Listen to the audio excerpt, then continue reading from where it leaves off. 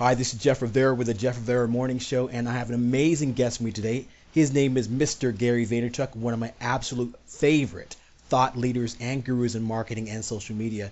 He's also a New York Times bestselling author and the author of an amazing book that is coming out, and it's called Jab, Jab, Jab, Right Hook. So first of all, Gary, what is your book about? It's a complete, first of all, I tried to make it a utility, right? So it's completely focused on how to help people tell their business stories in 2013, 2014, 2015. So it's focusing on the relevant social networks, Facebook, Twitter, Tumblr, Pinterest, Instagram, Snapchat, Vine, and it talks about the method of giving, and then asking, right? Putting out content that's actually valuable to users, and then because of that, getting the permission and the equity to ask for a sale. And I think that you have two schools of camp out there. Ones that actually know how to put out content that works on social, but then are scared or don't have the skill to actually ask for the sale. And then the 99%, which is the people that just are always asking for a sale and are turning social media into spam. Right. Well, novelists in particular really seem to be more than 99%, where they're just sort of like asking, and pushing things down their throat. How can a novelist in particular, first of all, find their audience and then use the jab, jab, jab, right hook techniques?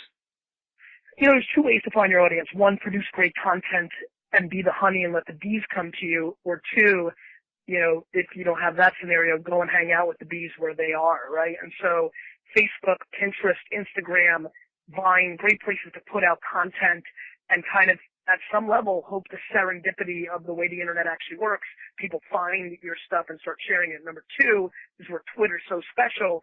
Go to Twitter, jump into conversations, make relationships, and then through jumping into conversations, you'll build awareness to what you do and who you are.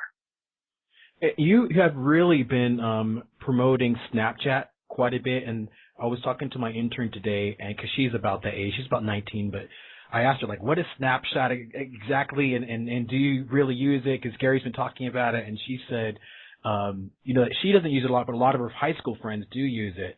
So my question is, how can a novelist use Snapchat to really build a relationship in the end? I think Snapchat's too early right now for 99% of the people out there. It's very much a 13 to 25-year-old platform. Mm-hmm. So for a lot of people trying to sell to, let's say, 25 and older, this is not the place for you. And it's also an app that doesn't have a lot of, for example, when I snap something and want to send it to all my fans, it takes me 40 minutes just to click everybody because they don't have a select all button, right? So it's very early, right?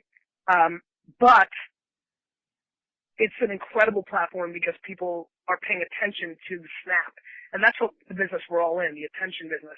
And so as a novice, I would download Snapchat. I would try to find nieces, nephews, children that are using it and play with them, try to figure it out. But, to me, it's almost like modern day email. In 1995, people paid attention to every email that came through. Mm-hmm. That's why email marketing worked in the late 90s and early 2000s. I see a similarity to Snapchat. Okay, so what do you see as the future of book publishing? I think self-publishing has clearly got a clear path to mainstream. When I started writing books 5 years ago, I would have never considered self-publishing because it would have had a kind of a cachet, a negative connotation, kind of something of more of a lower spammy piece of content. But now everybody's kind of going there. It's becoming more mainstream. So I'd say the first thing that I would see is everybody's going to be in the book publishing game. Everybody has an at-bat to actually write their own book, which I think is powerful. Democratizing. No longer is there an editor, publisher that is making the decision if you're good enough, if your proposal is good enough. So that's just going to make it more competitive. And I like that.